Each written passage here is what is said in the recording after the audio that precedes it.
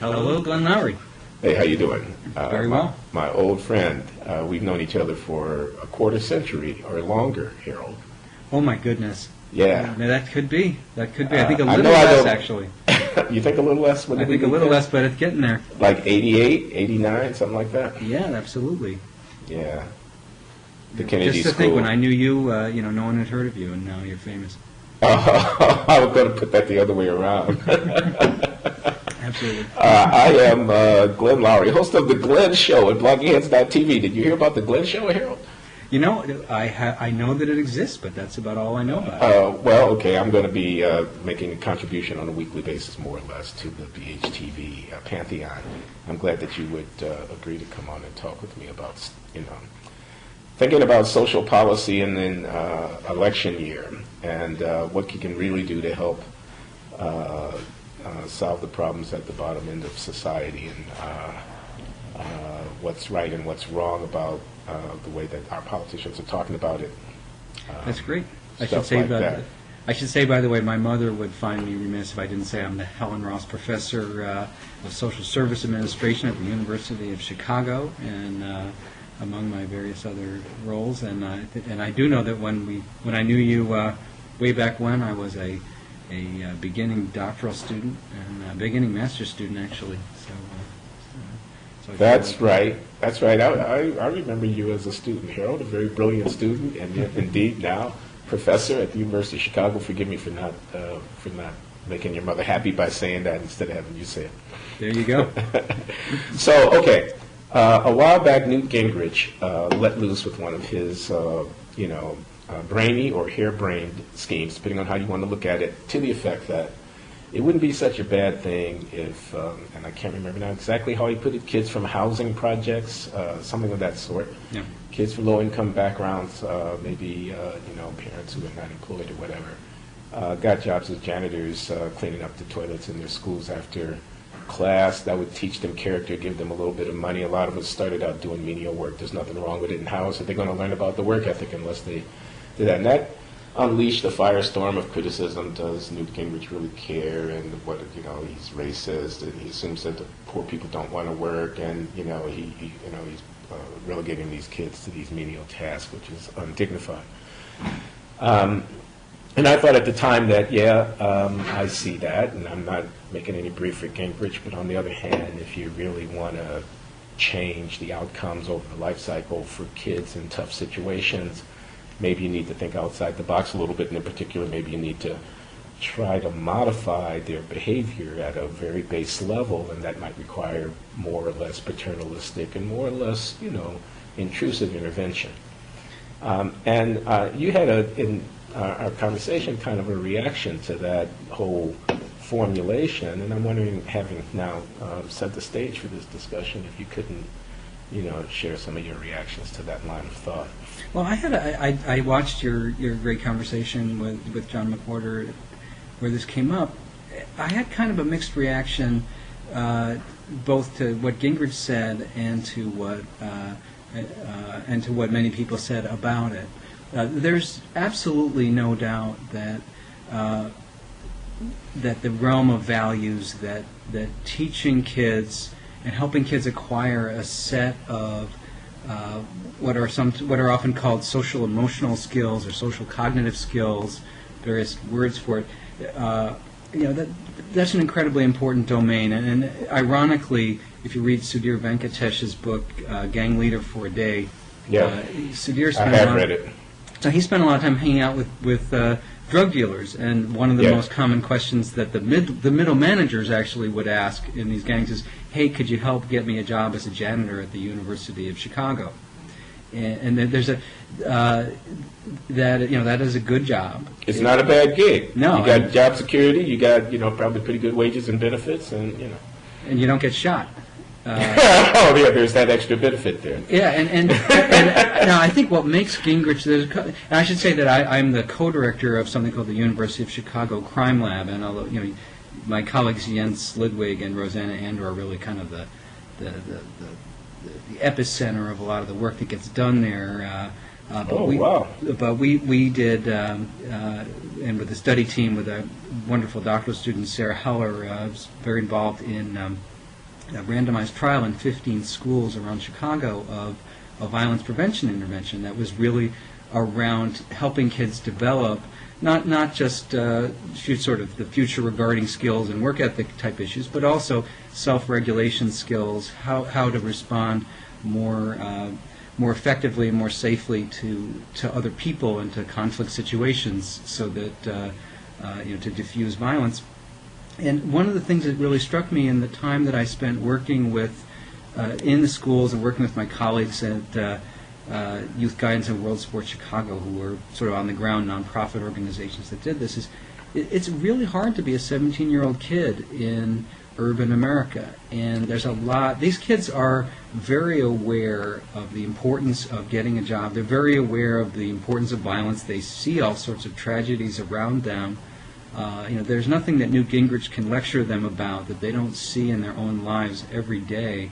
Well, excuse me, Harold. I mean, the point, of course, wasn't that Gingrich was going to tell them. The point was that by going to a job on a regular basis, they would develop habits that would serve them better later in life. And you're saying that there's nothing that they need to learn from a kind of enforced regimen of work and reward for work that they don't already know? Well, I think they would learn a lot from that regimen, and I think that the question is really, where are the jobs? I mean, that these kids. Okay, well, that's another question. Fair enough. Yeah, I mean, I think that if these kids want jobs as janitors, they don't necessarily want jobs that are set up to be deliberately designed in a message of moral uplift. They want a real job, but they are.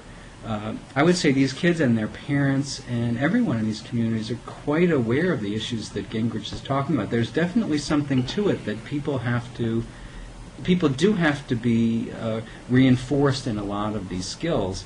But where Gingrich comes off as so superficial is he just does not engage at all the obstacles that these kids are facing when they try to live out these values.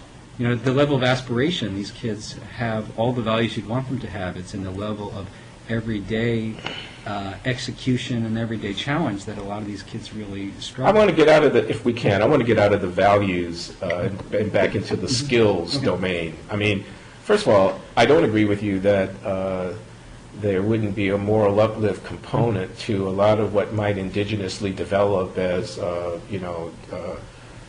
strengthening the character and providing, the life skills for these kids. Because these churches, at least the ones that I'm familiar with that are on the ground in these communities, and I'm sure that you would know this, are very much steeped in a rhetoric and a worldview of moral uplift and righteous living and all of this kind of thing. I mean, no one wants in these communities, I'm sure, to be lectured by Newt Gingrich, but plenty of lectures are being given in church basements and in people's living rooms that are entirely moralistic. But by the way, I would say it was interesting when Barack Obama gave his Father's Day speech. Yes. I mean, to me, a lot of what he was saying was the same thing that was being said in 20,000 church pulpits that same Sunday, all across America. This was not that was fairly anodyne. Many of the messages that he was presenting. Well, as Jesse Jackson said in response to Barack Obama's speech, with which I agree, it wasn't what he was saying; it's who he was saying it to. It was audience. I mean, the content of the yeah, exactly. I mean, the idea that you would talk down to black people on behalf of a national political aspiration as a symbolic sister soldier-like gesture to signal to the mainstream American audience that you can call a spade is not quite the same thing as a fundamentalist Pentecostal storefront preacher prancing around his pulpit talking about the little girl shouldn't be having sex and the little boy should be, anybody can make a baby, it takes a man to be a father. Yeah, I agree. That's exactly the distinction. Same words, but two different speech acts. Yeah, I agree with that. Although, I personally think Obama was less cynical than Sister Soldier moment, but I agree that is the distinction. Is are you speaking to the people in front of you, or who exactly are you speaking to in that speech act? But I divert us. Yeah, let me just press this with you about you were talking about the research of the clinical trials you're doing, violence and prevention, intervention strategies and stuff like that. Sounds very good. very interesting, and it puts me in the mind of one Lawrence Mead. And I just want to get on, because I know you know who I'm talking about, and I want to, and I know you know these books that Larry Mead wrote, a political scientist who had written about welfare reform from a, I guess, right of center perspective. Many people would have said he was a little bit skeptical about a lot of the sort of pro-welfare, if I can put it that way, rhetoric in social policy. But he made this point, and this is the point. He says, if you're interested in equality, you can't just move money around. You also have to get paternalistic and maybe a little bit muscular in changing people's behavior, because the impediment to equality is not in the distribution of income as such, at least at the bottom. The impediment is in people's access to the structures that generate minimally decent lives. That's not really a redistributive task. It's a governance task, governance at a kind of microcosmic level. Governance over persons whose patterns of behavior, let me not talk about their values, their, acculturated or acclimated, customated practices and patterns of life are, self-destructive, harmful to others around them, inconsistent with them being minimally successful and self-supporting and things of that kind. And so real belief in equality requires an account and a response at the level of dealing with problematic behavior, modifying it, and governing people in that sense. Well, and I want to know what you say about that. Well, I think what is missing in that, there's a couple things missing in that. One thing that's missing is the idea that many people who are the subjects of these interventions, if you say to a kid, I'm going to give you this job, and one of the purposes of this job is that it's going to really help you figure out how am I going to get up every day and get to a job and figure out what I have to do to be successful and pick up the habits that I need. These kids understand, this can be presented to kids in a way that is not paternalist and coercive, but legitimate and transparent. And to say, look, you're a 17-year-old boy, there's a lot that you have to learn about life. And one of the purposes of this job is that I'm going to provide a structure where that happens. And I think there's a sense that we have to come in as outsiders and impose a set of values which somehow have not taken root, or a set of behaviors which somehow haven't taken root. I think what hasn't taken root is the opportunity to have those kinds of experiences. If you say to those kids, here's what the rules are, would you like a job that gave you that kind of socialization? A lot of these kids would say, yeah, that's actually what I need. And they would show up every day, and they would not pick fights with their coworkers, and et cetera. I mean, they would. I'm asking. I don't mean to suggest in asking that I assume the answer is no. Well, I think it happens. I would say it happens some of the time, and I think one of the problems is that these kids are acculturated. They're in an environment where there's a reason why a lot of these kids are on a hair trigger. Let me give you an example. So I go into schools and talk to high schoolers. And first of all, they're fascinated by me. The people can't see me, but I'm fairly miniature. And so I go into a school in Chicago, and I'm 125 pounds, 5'6", and the nerdy professor. And I sit down with a bunch of kids who sort of tower over me and who are dressed in modern, urban, hip hop wardrobe, 2011. And I wish I could see that scene. There's a Tom Wolfe element. But what's interesting, they're very respectful actually, and they often say, Dr. Pollack, we're so glad that you're here. What you're doing. Sure. First of all, the stuff you're telling us is the same stuff my mom is telling us, my aunt is telling us, my uncle. Cool. My cousin got shot, and we're really worried about all the things that are happening in the school. But you do have to know one thing, which is that everything you're saying to me is not relevant in my life. And if some guy gets in my face, I'm just going to have to kick his ass because I have a $70 jacket, and my mom has just said she can't buy me another one. If somebody knows that they can just come and take it. This is exactly the point that Elijah Anderson makes in his Code of the Streets, is it not? I think that's a very real thing. And the problem is these kids have a toolkit of responses to other people that becomes very conditioned by the way they have to behave. Exactly. This is Anderson's point. I'm sorry to interrupt, but I'm getting excited here. He says it's ecological. They're in a particular niche, socially speaking. They have to get from home to school. They got to go out. The grandmother sends the kid to get a carton of milk from the store. They got to go past these guys who are sitting on the stoop. They have to get on the bus. If somebody kicks them in the shin or whatever it is, they need to respond in a way that other people will see how they're responding, which will condition how they're going to be treated. They have to be able to protect their property precisely and not have it taken from them. which somebody might take just to prove that he's able to take it from them, and so on. And if you don't fight today, you may not actually be alive tomorrow, kind of thing like that. Yeah, so, now the problem is, of course, if that's the way if that's your toolkit, and by the way, you're also a 17-year-old kid with all the things that are going on because you're a 17-year-old kid. So now the teacher gets in your face because you showed up late for class, and you're in front of your friends, and you kind of respond to the teacher the way you might respond to another 17-year-old kid, and you sort of scream at the teacher, storm out of the classrooms, punch a locker, and now you're going to fail that class because the teacher doesn't, teacher's ticked off, you get suspended, all kinds of bad things happen to you because you haven't developed both the repertoire of skills and also the kind of self-regulation that you need to really be able to slow yourself down and try something that's going to work a little more effectively with an authority figure. Okay, so now what does the research tell us about effective means of being able to alter these acculturated and self-defeating patterns of reaction and of behavior? Well, I mean, I would say that there's a lot of promising evidence, but there's no definitive evidence that providing kids, and there's a set of interventions that are often under the broad rubric of cognitive behavioral therapy, or it's that usually, you don't present it with the kids with that name because, of course, that's not exactly the greatest marketing message to get 17-year-old kids involved. But there are methods that are pretty well studied in randomized trials to help teach kids self-regulation skills, and some of them are exercises, some of them are methods of, we're going to teach you some breathing techniques so that you can just slow yourself down and not react impulsively. Some of them are teaching kids various kinds of conflict resolution skills.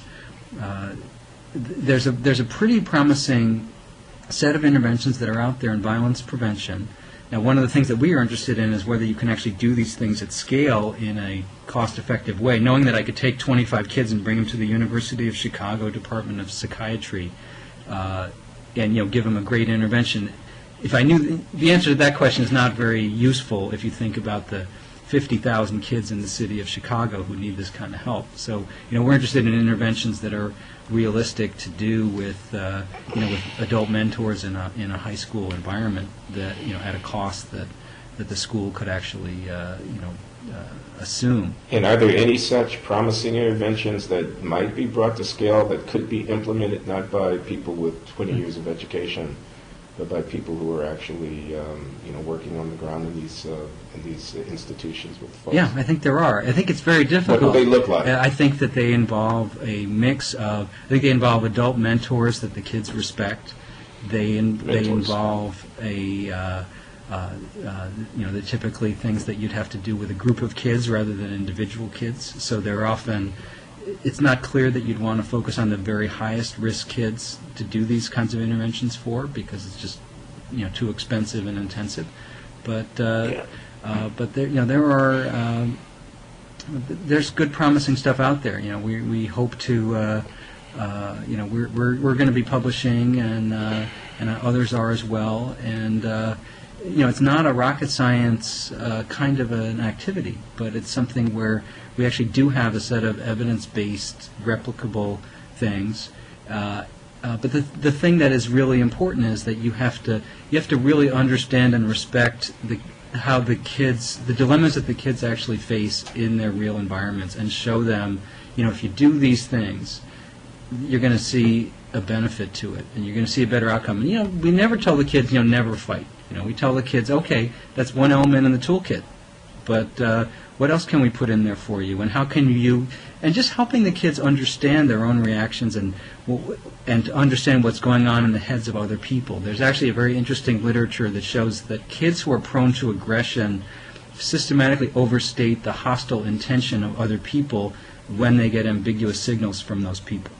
And of course the environment, when you're describing Elijah Anderson's work, the environment these kids are in is absolutely cueing them to take a very negative view of other people's intentions. And there's a lot of evidence that kids are really not good at understanding, hey, this guy sort of looked at me, but he really wasn't trying to confront me, or this person was not hostile. Kids are not good at making those kinds of judgments, and they're in an environment where they feel that if they guess wrong and somebody's more hostile than they think that person is, that there's a really big cost to that. As I listen to you in this compelling description, it makes me think about strategic analysis. Yeah. You know what I mean? It makes me think that this is not unlike the problem of, I don't know, possibly warring nations who don't understand the signals that are being sent from their respective capitals and are misreading moves that people might be making, nations in this case might be making in terms of deploying their troops or launching a certain weapons program or taking a certain political stance in some contested circumstance that then can be read by the other side as an intention of hostility, which indeed it was not. And that kind of mistake can lead to escalation and can lead to conflict, avoidable conflict, if channels of communication. The red phone, the metaphor would be the red phone on the desk that allows the president to call the Kremlin, and et cetera. But anyway, it strikes me that it's just illustrating the breadth of circumstances to which some very simple ideas from what we call game theory nowadays can be effectively applied. Yeah, I think that's absolutely right. I mean, this would be a different blogging heads discussion, but when you think about someone like Martin Luther King, one of the things I think that you said many years ago that, or maybe you and I sat together in something we worked on, that he really showed people. He demonstrated that there are good people on both sides of the divide who actually want to live together in a way that was, what is nonviolent protest about? It's about taking a very high personal cost in order to communicate a certain message about both the wrongness of the law that you're violating, but also the way that you want to change that law through a mutually respectful and nonviolent process of changing the society. That is. It's the good people on either side of the divide being able to find each other amidst all the clutter of the bad people with their invective. And in fact, I remember exactly, that is a sentence that you, Harold Pollack, wrote in the context of a paper that happened to have both of our names. There you go. Well, that's. But that was your That's why I thought it was so sentence, brilliant, I'm sure. Well, it was a lovely construction. I think it's still true. But it would only be, it's only, what makes that so moving is that there are some situations where there really is not, where there are just not enough people who are interested in, in that kind of accommodation. And by the way, that's in that context, by the way, when I think, jumping back to Gingrich, you and I both were probably more offended by the way that he treated Juan Williams than by his janitor comment, because his janitor comment could be construed as a good faith effort to try to deal with a real problem. Right.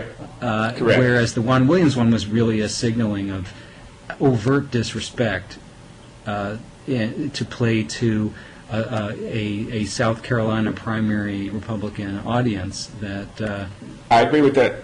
I'm sorry, Harold. I agree with that 100%. In fact, and I think it was kind of ironic and hypocritical in the sense that, the whole Gingrich shtick over and against the press is, I'm not politically correct, I'm not going to bow down to your conventional liberalism, I'm going to challenge it, whatever. But in fact, the dressing down of Juan Williams was a kind of, paying homage to a certain kind of political correctness. That is, amongst the white, conservative South Carolina electorate, it was a way of sort of signaling to them that he shared their values, that he was in line with them. And why is it that you have to show contempt for the sensibilities of others? All Williams is saying is, don't you think black people might have been offended by some of the implications or connotations of what you said and the way you said it? So there's this vitriolic response from Gingrich was like saying, I don't give a damn whether or not black people are offended, which is precisely why the crowd was applauding. By the way... so yes, I was appalled. I want to get to Chicago in a minute, get back to Chicago, but yeah. I would say another thing about Gingrich, I mean, the moralistic approach to the problems that, of the African-American low-income community and others, there is something, I must say, his particular lack of standing to be moralistic, it really does strike me as amazing. I mean, if you say, well, we really want to tell these young men, you want to live a life of personal integrity in your married life, avoid bling, show integrity in all of your dealings with other people. And he is a person who personifies the photographic negative of all of those virtues. And And sort of the sight of him, I mean, it seems to me Barack Obama is the personification of many of the things that Newt Gingrich is actually preaching, even though Gingrich describes Obama implicitly as un-American in every way that he possibly can. Well, you're mixing metaphors. I don't think think Gingrich would discredit Obama as a family man, but I take the point. I take well, not the only as a point. family, but as a sort of upward mobility through discipline and the values of education and hard work. That's just. Sure. But anyway. Obama personifies that. But anyway, let's talk about the South Side, because that's my hometown, and I haven't lived there since 1979. That's 33 years. I know things have changed a lot. You're at the University of Chicago. I assume you live in the south suburbs, so just south of town, and I know you're involved actively in many civic, community-oriented activities in and around Chicago. How are things on the south side? By the way, where did you actually grow up? I grew up at, most of the time, 73rd Street and Michigan Avenue, maybe 3 miles or so southwest of the University of Chicago. So it's just like the Magnificent Mile portion of Michigan Avenue.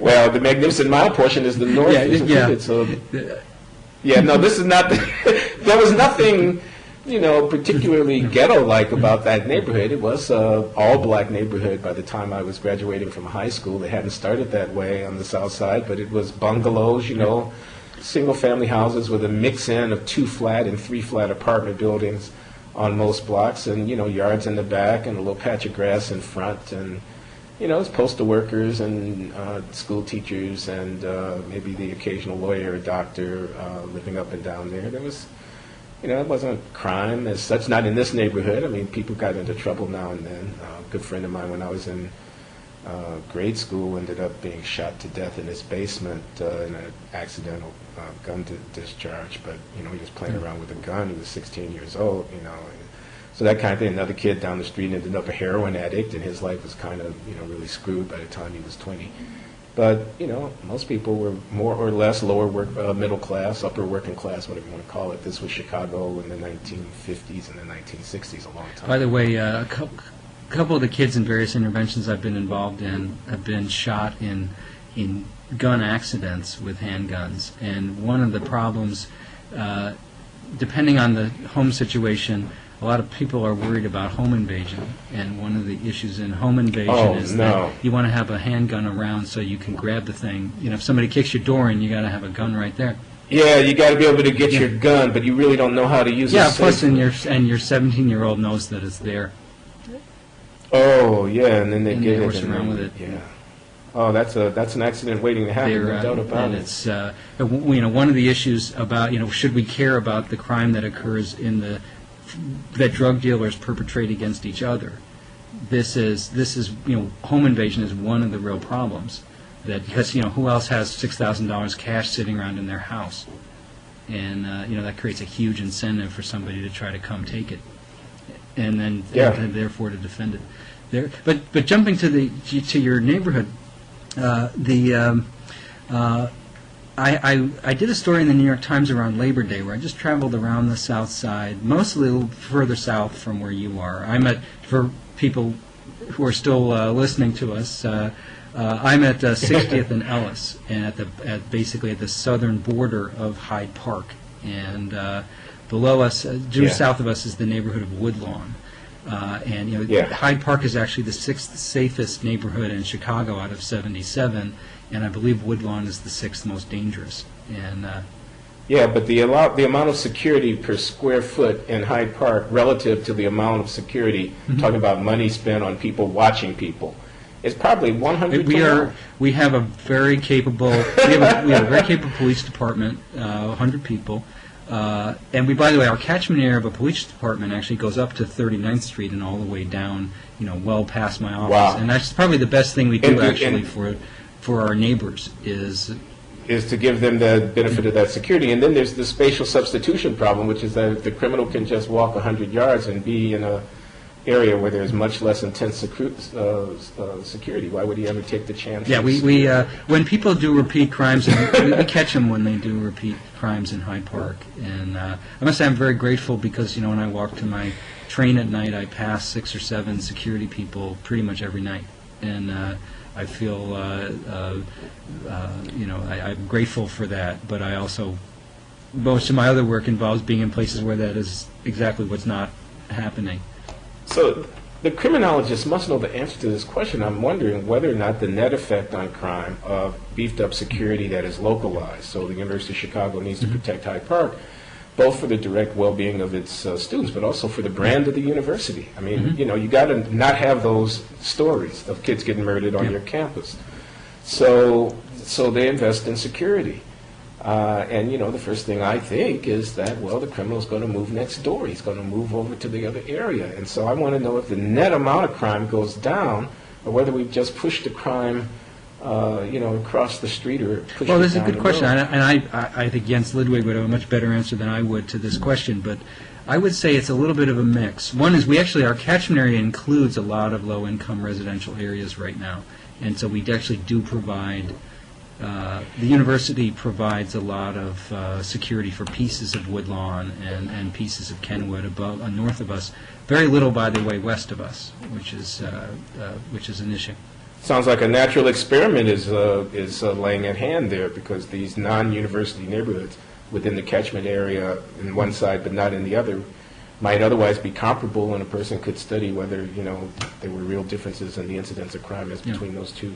Now, I think there's a couple of issues there. One is, I think there's a political question, which is that if you have the private capacity to beef up security, then you favor policies that allow you to do that effectively. And if we didn't have the option of having our own police department, we might be forced to do more to reduce crime in a broader way. In the entire area around us, and I think sort of the growth of private security lessens the commitment that major economic institutions with influence have on making sure that we have the right number of police allocated to the places where the crimes are happening with the greatest intensity, and but I've thought about this, this is a part of a larger conversation about policing, about hotspot policing and about CompStat and all this kind of information-based systems of allocating law enforcement resources to be responsive to crime. And I've thought, both about that and about the private security point that they crowd out, so they're private goods, right? I mean, if I can get a gate and get behind it and be secure, then I can deal with the crime problem in that way. But there's more than one margin at which to try to reduce the crime problem. One of them is through security and the punishment and whatnot. But another one is through prevention. Okay, but the prevention aspect is a public good. I don't get all the benefits if I invest $1 in prevention. I can invest $1 in my own security by building my gate higher, and I capture all the benefits from that. So unless there's a politics that's somehow robust enough and solidaristic enough to encompass this idea that we can fight crime by preventing it from happening, by trying to enrich the lives of the people who might be subject to criminal behavior, as well as by protecting ourselves from it and by engaging our punitive and our retribution impulses, unless there's a solidaristic politics robust enough to get us past that sort of privatized security vision, prevention is going to suffer. You're going to see much underinvestment. So does that make, as a kind of political economy argument? Makes a lot of sense to me. And I think, by the way, I'm proud of the fact that the university has, I think until maybe 15 years ago, what you're describing is very, very much the way the university may well have seen the issue. And I think that there's been a real sense of mission in the university to be more than just self-protective in terms of our own local area, and we do a lot of things to try to encourage a more solidaristic approach to the city in which we live. But I think you're raising a very great point. It's not only a solidaristic politics, but it's also an optimistic policy vision that, hey, there's some things we can actually do on the prevention front that work. I think one of the real problems that we have in social policy is a very generalized sense of pessimism and a belief that the only way that we can reliably make ourselves safe is by locking up more people. And I think that a lot of people are really sad to see the prison population grow, but they also don't see that there are alternatives that are actually effective. And so I think one of our jobs as when I think of myself as a progressive policy wonk, intervention researcher, whatever other hats I might have, is we have to show that there are actually effective policies that work and that make people safe and that are replicable, because otherwise people will retreat into a much more self-protective stance. They may do it with a sense of regret, but they'll still do it.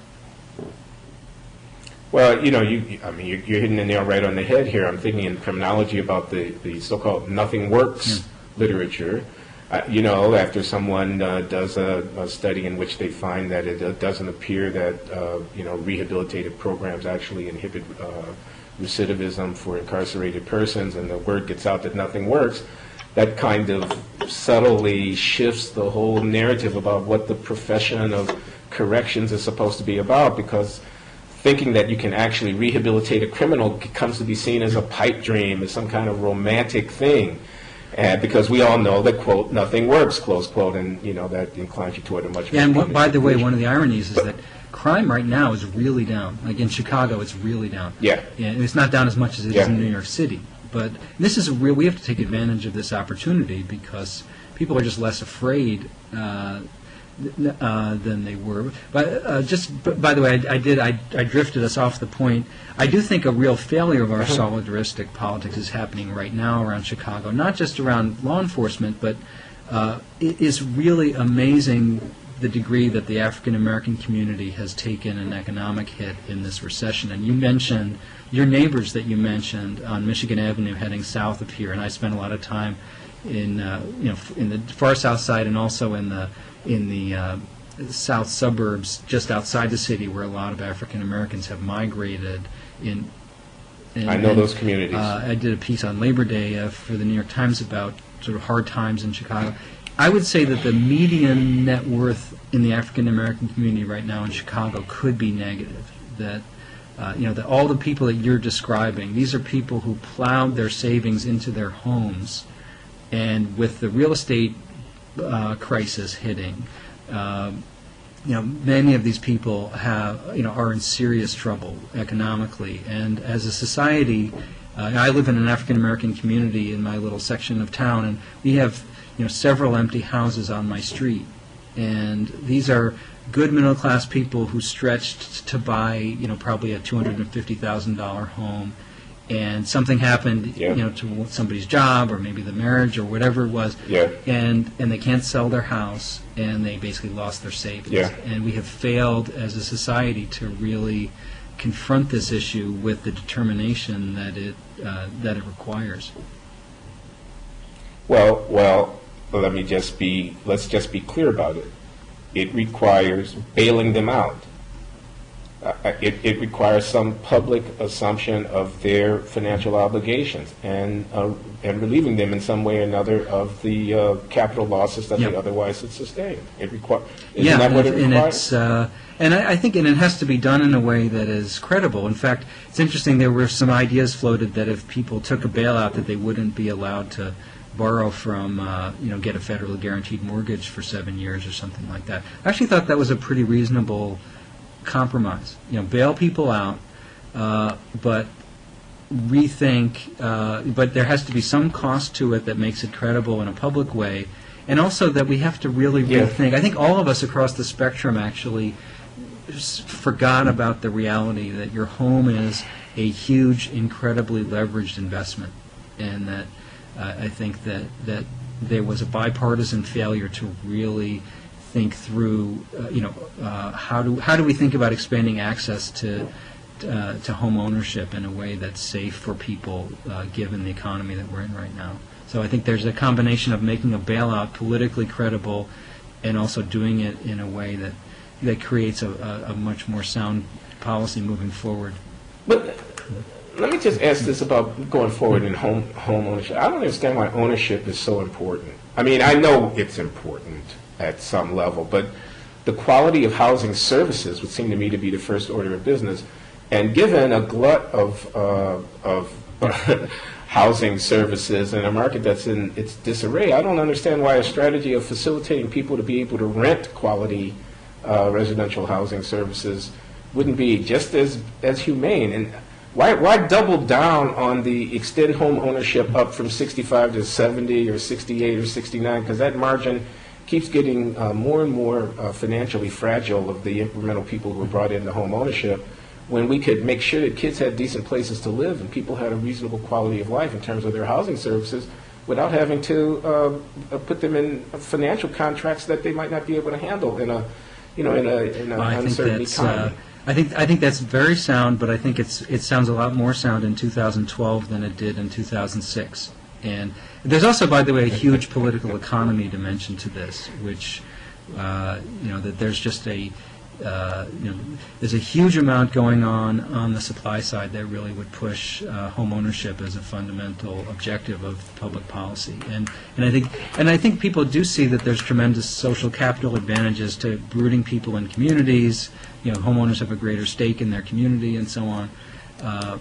But I think that what I'm with you on that. I not everybody that I really respect agrees with me on this, but I think that we really have to rethink this, and we have to find a way to provide that quality of housing services and community in a way that doesn't force people to leverage up in the way that is just really dangerous for a lot of people. And I think particularly in the African American community, where home ownership is the vehicle for upward mobility. This has been really just a tragic thing, and I must say this is a real failure of public policy, that we just have not been able to get it done to help people, to either not just to bail people out, but also just to allow people to refinance.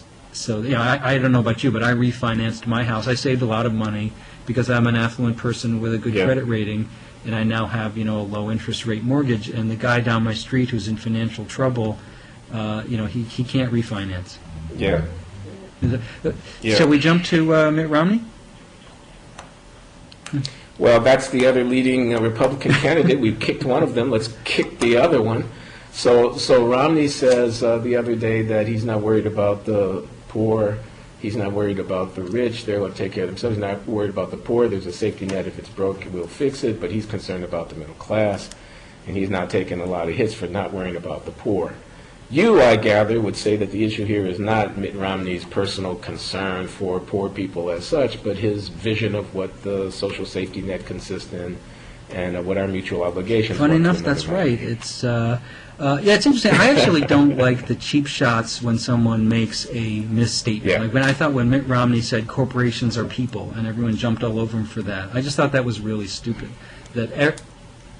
Exactly. I agree with that 100%, because all he was saying was that if you do something to a corporation, the net effect is ultimately going to be down either to a shareholder, a bondholder, and I think and everyone who knows anything about the public policies that he was talking about understood perfectly well what he was saying, and there was a microphone in his face, and he gave a shorthand answer that was convenient to misinterpret because it fit into a narrative about his persona.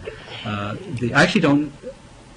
But what's really dangerous? But I don't know what I think about Mitt Romney in terms of his. I wish I understood, for example, at Bain, whether they actually operated with integrity or whether they behaved in a way that violated a lot of implicit contracts to people and basically, played a parasitic role. I sort of am withholding judgment about Mitt Romney as what I think of him as an individual.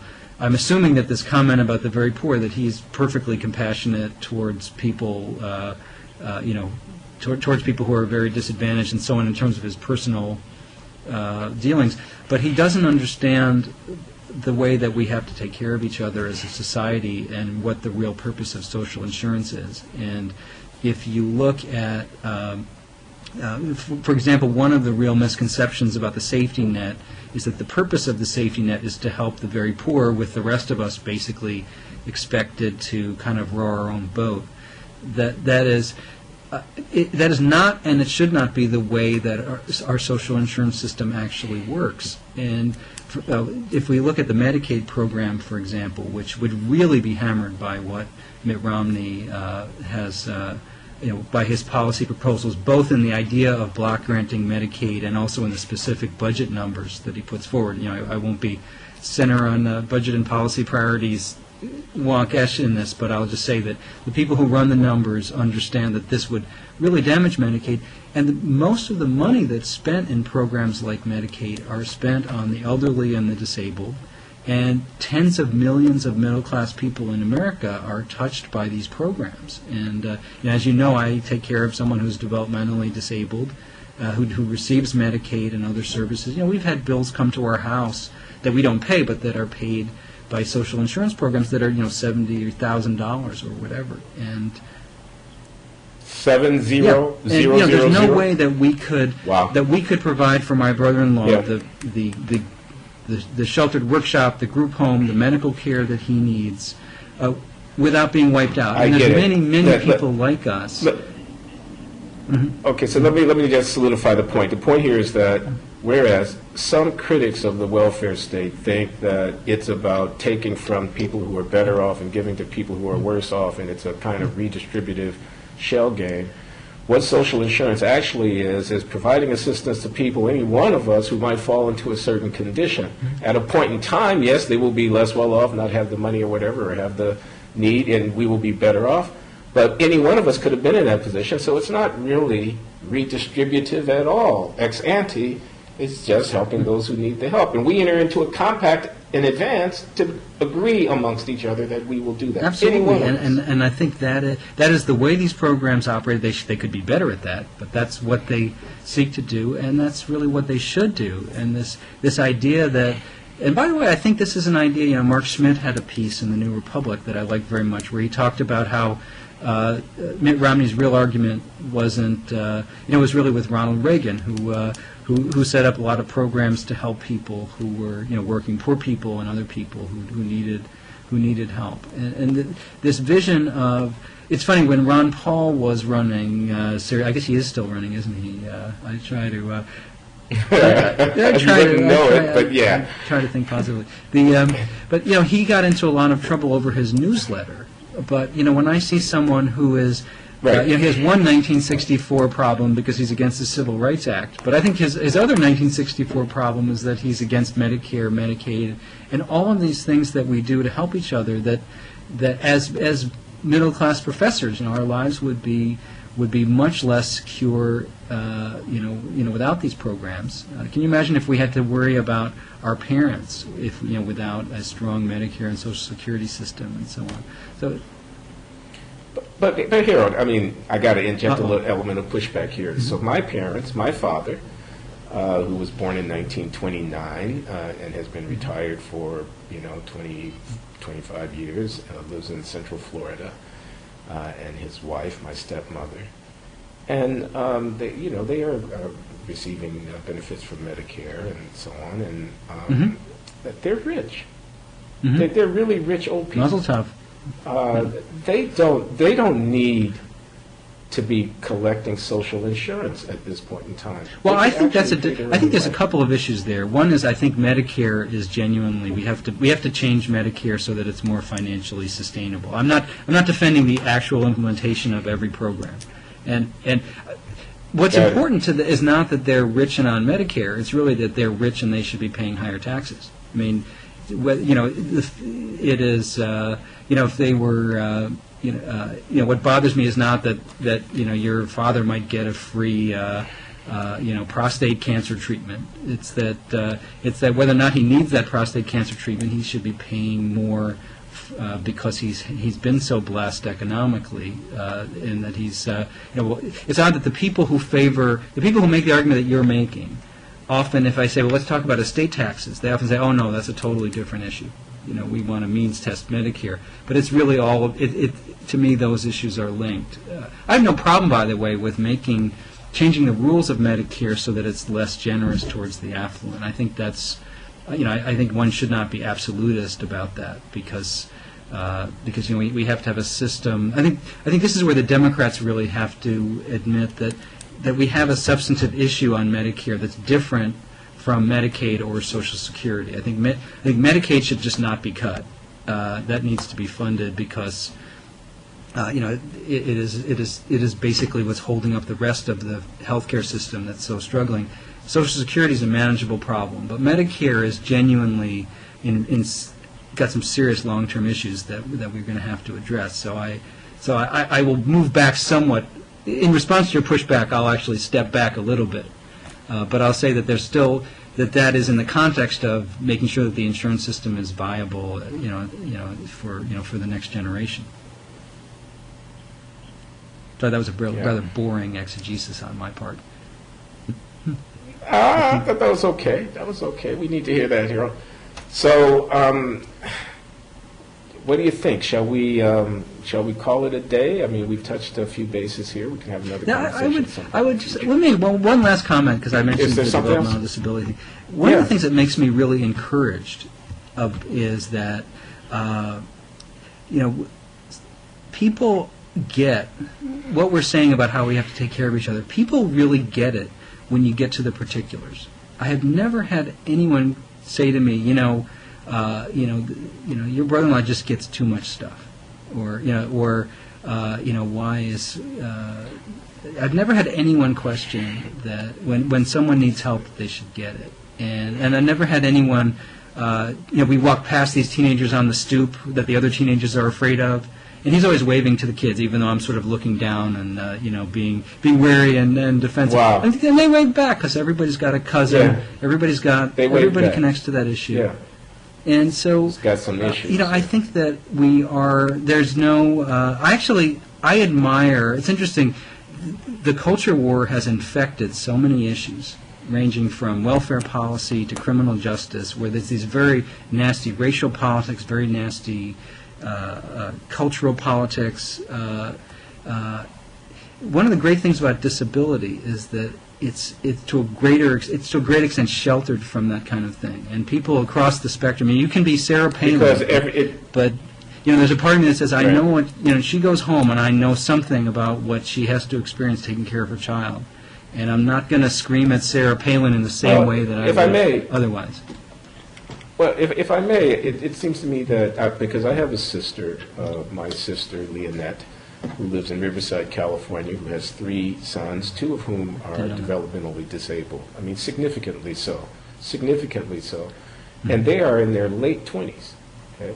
And she and her husband have been raising these boys all of their lives. And it is it's a transformative experience, the commitment that they've made to caring for these disabled young men. And when families who have all had this common experience are drawn together as they maybe organize themselves in order to petition their government or whatever the social service agency are, what are their needs or whatnot. I mean, that's kind of an identity-forming experience. And so now they have a new identity. I mean, they may be Southern Baptist or New York Jews or blacks on the south side of Chicago or whatever, but they are all the, caretakers, primary caretakers, the parents or the siblings of a severely developmentally disabled person, and that's a different kind of identity. So of course there's going to be solidarity there. Not to go on too long about this, but just to say, I don't know if that seems to me to account for the phenomenon within the world of, people concerned about services for the developmentally disabled, but I don't know if it's going to get us very far once we move out. By the way, those were the original community organizers. I mean, they were. If you look at the history of this policy, it is really quite amazing. But anyway, I really feel blessed to have had this opportunity to talk to you. We've been friends for a very long time. Thank you very much. I wish you every success in your new show, and I hope that I haven't pulled the ratings down too far in this one. And yeah, so do I. We'll check it out. Yeah, there you go. Maybe we'll it's been. I'll take my lumps. Hey, man, I'm coming out to Chicago on the weekend of the 18th, 19th of February. That's just a couple of weeks. For a meeting at the MacArthur Foundation. So I'll if I get a That'd be great. I'll give you. That'd be great. Think good. Whenever you walk in that building, think good thoughts for me. I'll do that. Oh yes. Oh, you got a grant proposal over there? Don't we all? Take care, Harold. Thanks a lot.